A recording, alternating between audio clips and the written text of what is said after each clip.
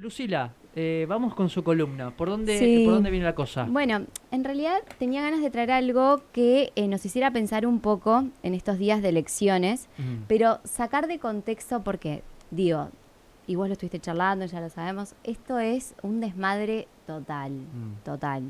La realidad es que digamos, no sé si quiero poner en palabras de María Eugenia Vidal dijo, hay un falta de reglas. mm, Yo coincido y sí, digo, pero quien lo plantea tampoco se tiene reglas. ok. Entonces, cuando hablamos de elecciones necesitamos reglas claras para que la gente entienda, porque cuando hay reglas claras no se entiende, Mm, menos cuando no hay claridad a mm, la hora de quiénes se van a presentar, cuáles son las ideas que tienen. Momentos de crisis en donde se necesita no solo alguien que traiga propuestas, sino liderazgos fuertes, mm. porque implica enfrentar situaciones que, digamos, pueden generar de un momento a otro un desbalance de un país entero. Digo, lo vivimos ahora con el dólar y con lo que está pasando con el dólar blue, el aumento desmedido por el conflicto de masa con el presidente Sí, y con este supuesto ministro blue. mm. Eh, Sí, eso Colisiona. colisiona, tensiona y hace que las expectativas no sean las positivas. Exacto. Entonces, me gustó traer a colación una persona que es bastante controversial, pero a la vez creo que fue muy positiva en la política internacional, que es Henry Kissinger. No sé si lo ubican. Sí, sí, claro. Es un tipo, bueno, muy conocido. Fue secretario de Estado de Nixon y de Ford en momentos álgidos de la Guerra Fría, digamos. Era un tipo que tuvo que plantarse y proporcionó la paz en Vietnam y tuvo que enfrentar el conflicto del Yom Kippur, de la guerra del Yom Kippur, Mm, el ataque a Israel. En esos momentos él se gana el Nobel de la Paz en 1973 por haber, digamos, ayudado a que se genere la paz con la guerra de Vietnam. Y siempre fue muy controversial porque planteaba las cosas pragmáticamente, o mm, sea, que los liderazgos en momentos de crisis tenían que ser directamente muy pragmáticos y apelaba a, digamos, a la fidelidad con el presidente, que eso le otorgaba, digamos, una cierta pacificidad, si se quiere, y estabilidad a la democracia de un país. Eh, es un señor que, bueno, viene de la Alemania nazi, emigra con su familia a Estados Unidos, entonces siempre admiró mucho cómo Estados Unidos. aquí está. Sí, sí, sí. Sí, ahí le mandé unas fotos. Esta es una de las últimas Sí, fotos sí. que tuvo hablando sobre la guerra de Ucrania, pero sobre el conflicto. Pero bueno, hay otras fotos. Creo que tengo una que es la que es en blanco y negro, Mm, que es ahí cuando está. Sí, firma sí, la sí. paz. Sí. Muy bien. Ahí eran los tratados de paz en París por la guerra de Vietnam. Bueno, y me parece muy interesante porque se lo llama siempre en momentos de crisis. Mm, Y fue, digamos, por ejemplo, convocado por George Bush cuando estuvo el ataque, el 11S, el ataque a las Torres Gemelas, fue convocado un comité de crisis y ahora habló mucho sobre la pandemia y sobre un nuevo orden mundial. Entonces, siendo una persona que habla mucho sobre las crisis, me pareció interesante plantear los 10 mandamientos que tiene del buen gobernante. Y por mm. ahí quiero que me ayuden ustedes Sí, a a ver ver. cómo, digamos, yo lo quería relacionar un poco con esta cumbre que hubo en el Yao Yao y quienes Mm. se presentaron como los principales candidatos de la oposición a presidente. Sí, Yao Yao es un foro que se está dando, se dio en Bariloche, donde están los principales empresarios y empresarias del país. ¿Sí? Exactamente. Estuvo Milei, estuvo Horacio Rodríguez Larreta, estuvo Patricia Bullrich, y el oficialismo estuvo ausente. El oficialismo estuvo ausente, dijeron que tuvieron la promesa de Alberto Fernández Sí, para cerrar, iba a hacerlo por Zoom y después no lo hizo. sí, sí. Tenía la invitación concreta de la Massa y Guado de Pedro y no Y no fueron. fueron. Eh, Digo, en un momento de crisis del país donde la realidad es que ocurren hechos todo el tiempo, la realidad que la participación, y hasta Bariloche para participar tal vez de un foro, bueno, de una cumbre de empresarios, tal vez a veces es muy difícil. Mm. Pero bueno, se Pero estila que se mandara un mensaje grabado, póngale. Sí, exacto, o un encuentro por Zoom, sí. o mandar, no sé, algún asesor o algo que envíe un mensaje directo, Mm. que lea una carta o un Sí. mensaje. Bueno, ahí están los Bulgeroni, están, ¿no? Las grandes empresas, Andreani, tenemos Eh, IRSA, Mercado Libre. sí, sí, sí, Galperín. Digo, Lobant, claro, Migoya. Lobant, está Migoya, Migoya, está el señor Migoya, los de la Anónima, que sí, son la Brown, Anónima, sí, sí. Digo, hay empresas tecnológicas, digo, hay voilà. empresas, sí, empresas muy Sí. importantes allí, empresarios y empresarias muy importantes. Que de hecho, digamos, un dato de color es que supuestamente todos los empresarios que tuvieron que ir a Bariloche para participar del foro vinieron muchos del extranjero. O sea, como que la realidad es que están todos trabajando por fuera del país. Y lo que los convoca también, y por qué llaman a los candidatos a presidentes, por la situación del país. Están muy preocupados, lógico, por la crisis económica, y era interesante llevar una plataforma. Normalmente es un foro en donde se discute, o bueno, la cuestión de tecnológica o, digamos, algún tema en particular. Esto fue la crisis económica, entonces les pareció pertinente llamar a todos los precandidatos o próximos candidatos a presidente, lo cual, digamos, la gran sorpresa fue Milei. Tenían altas expectativas y los sorprendió a todos porque les pareció que, digamos, sin ser peyorativos, como que dio un discurso más, tal vez de ministro de Economía que de presidente. Sí, lo de dolarizar y explicó cómo lo iba a hacer. Exacto. En grandes a grandes rasgos, ¿no?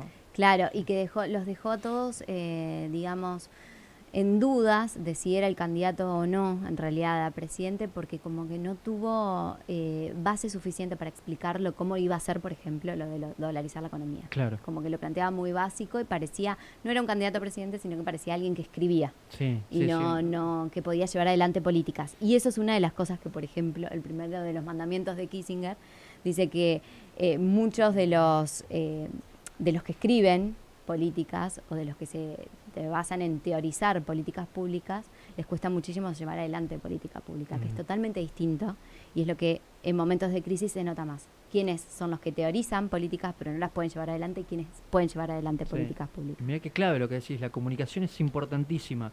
Si no tenés la habilidad de comunicar lo que estás pensando, no llegás ni a la esquina. No. Y eso te pone en un nivel de debilidad notable. Y Kissinger tiene, o sea, un liderazgo sí. muy flagrante. Tenía la capacidad no solo de comunicar muy bien, sino de dejar los objetivos muy claros. Sí, claro. Sí, y a la hora de dejar objetivos muy claros, las negociaciones siempre salen para adelante. Por eso fue un gran negociador también. Sí.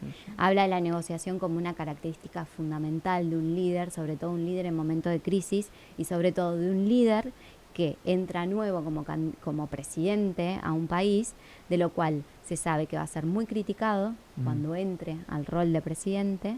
Será una persona muy criticada y también le va a costar mucho tomar ese rol de presidente, a pesar de que esté muy bien preparado. Sí, la palabra liderazgo, la etimología es muy fuerte porque el líder se hace como tal por la gente.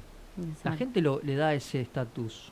Exacto. ¿No? Porque vos podés gobernar bajo patrones del miedo y del liderazgo, por ejemplo. Alberto Fernández no es un líder, por ejemplo. No, creo que también la capacidad de los líderes no es solo de que se lo dan las personas, sino que tiene la capacidad de atraer a múltiples, digamos, tipos de culturas, personas, ideologías, edades, rangos etarios. Llegan a todos lados los líderes y te llegan a la fibra íntima del ser humano. Seguro. Y logran mover. Cristina exacto. Es una gran lideresa. Es una gran líder. Es una gran líder, la doctora, en ese sentido. En ese sentido yo creo que sí. Y hay muy pocos en la historia. No hay muchos. Sí, claro. Entonces, bueno, hablando de eso, por ejemplo, de la capacidad de liderazgo o bien de esta posibilidad de negociar o de cómo comunicar, bueno, hablaron en este foro de María Eugenia y de Morales, de María Eugenia Vidal y de Gerardo Morales, como muy buenos comunicadores. Se les dio mucho menos tiempo que a todos los otros precandidatos a presidente y sin embargo fueron los que más movilizaron y los que mejor hablaron a la hora de hablar de crisis económicas, de soluciones, etcétera, y que sobre todo lograron llegar a esto que decíamos de la fibra íntima de cada uno de los participantes. Y que los empresarios, digamos, para mí son duros de roer. Son aves raras. raras. Que buscan sus intereses, obviamente, ¿no? Obvio, totalmente buscan sus intereses. Creo que en todo esto tienen el objetivo de que les vaya bien a Argentina, lógico, porque quieren que les vaya bien a sus empresas. Claro. Está clarísimo. Pero bueno, eso no quita la posibilidad de que Argentina tiene que mejorar en este sentido.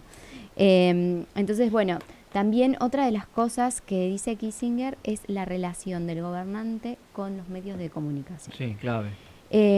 La prensa, él dice esto, la prensa es hoy un árbitro para todos los acontecimientos que es imposible ignorar. O sea, que hablando, y me vino a la cabeza Alberto Fernández como primero, digo, no tiene en cuenta esto, la posibilidad que tiene de poder comunicarle bien a la prensa para que la prensa llegue a toda la sociedad argentina y por ende comunicar bien significaría generar mayor estabilidad. Lo que está pasando hoy con el dólar quiere decir que hay una mala comunicación, sí, claro, principalmente del presidente. Sí, no cabe duda. Digamos, echándole la culpa a Cerruti de que fue ella la que filtró la información para que hoy el dólar esté desestabilizado y que estén enojados con Cerruti, me parece una excusa bastante habló básica. Cerruti, comunicó un video de un par de minutos, después lo vamos a escuchar. Bárbaro. Pero no cabe duda que el mensaje viene con mucho ruido hoy de parte del gobierno. Sí. No cabe duda.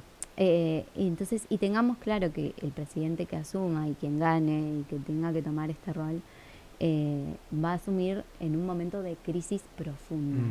Entonces, tener en cuenta estos mandamientos y unos cuantos más, puede servir a la hora de entrar y gobernar y tomar el toro por las astas. Yo siempre intento traer a la gente un poco más de claridad a la hora de elecciones, a la hora de un pantallazo general. Entonces, ¿qué quiero decir? Es que también voten a conciencia pensando quién va a ser ese líder que va a realmente poder conducir un país. Sí. ¿No? ¿Cómo los va a representar y de qué forma? Exacto, cómo y qué va a hacer. Cómo lo va a hacer es muy importante, que también lo dice Kissinger, cómo se van a llevar adelante las políticas, pero también qué se va a hacer. Yo no concibo, Lucila, no concibo la idea de hacer política sin hablar con el otro. No concibo, no hay manera. No hay manera. Vos tenés que consensuar. Sí, 100% y sobre todo en momentos de crisis. Bueno, no me acuerdo, creo que fue la CGT, ¿no? Que pidió ya le picó el boleto al presidente. Sí, le pidió un diálogo profundo con la oposición porque de la crisis no se sale. No se sale si no hay diálogo. Creo que de esto salimos todos juntos porque somos todos argentinos primero. Y después somos partido político, después somos, no sé, rubio, alto, flaco. Sí, nadie quiere verse en esta situación, no cabe duda. Acá el nivel inflacionario que hay en este país es crónico ya, porque la idiosincrasia de nuestro país lo toma de esa forma.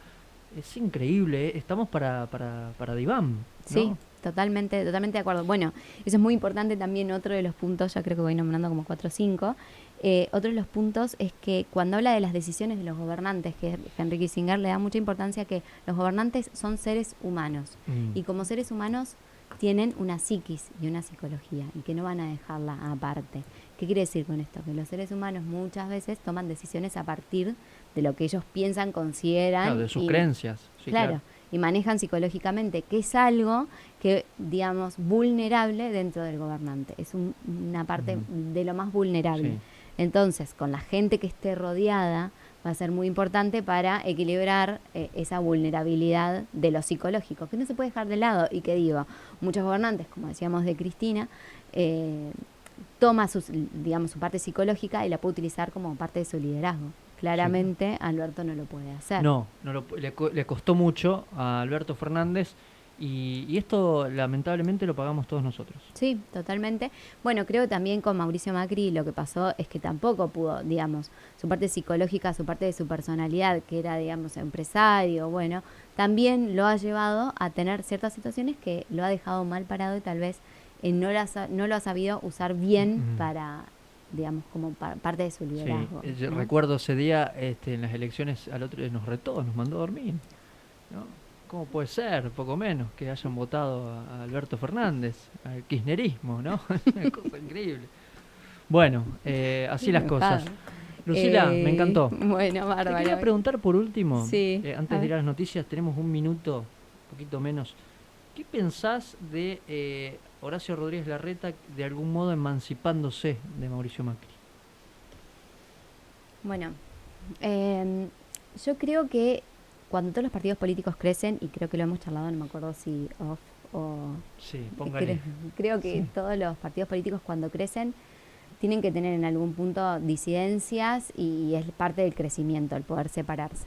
Yo creo que lo que hizo Horacio es en parte poder separarse, pero no irse del partido, sino diferenciarse en algún punto del líder, pero que no significa que no es parte de ese partido o de ese líder.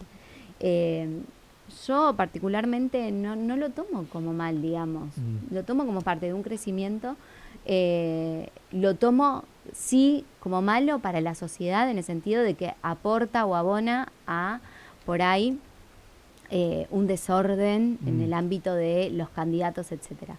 Pero no, en algún punto, bueno, yo creo que el planteo, yo creo que ahí hay una disputa de poder entre ellos, claro. Y no tiene que ver con algo ni político, es disputa de poder. Sí. Y Horacio no está diciendo a la sociedad con este mensaje, porque claramente Mauricio, la tendencia es que apoye a Patricia Bullrich.